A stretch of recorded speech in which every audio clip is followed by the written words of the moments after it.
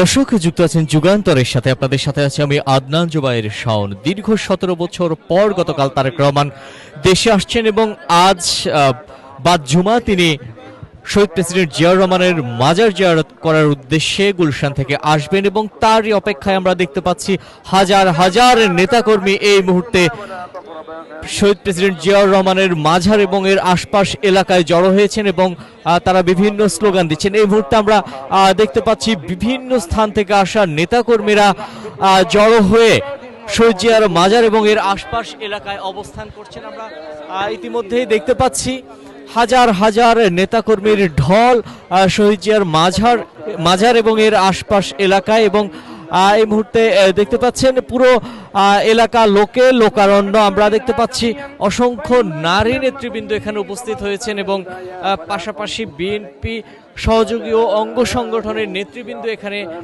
এসে সকাল থেকে অবস্থান করছেন।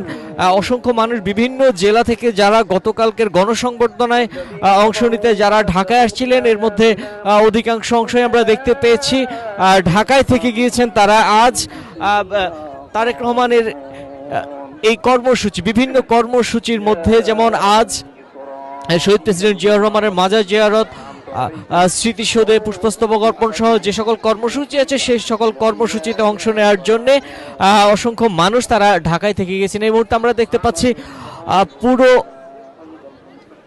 শহীদ জিয়ার মাজার এবং এর আশপাশ এলাকা পুরোটাই লোকারণ্য।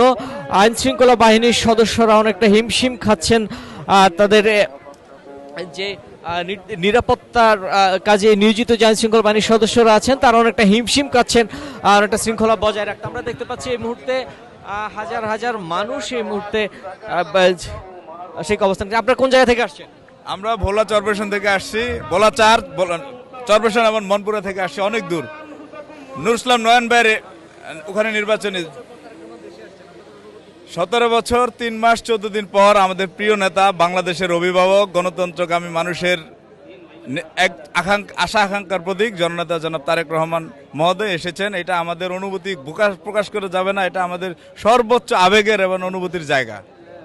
ধন্যবাদ আপনাকে।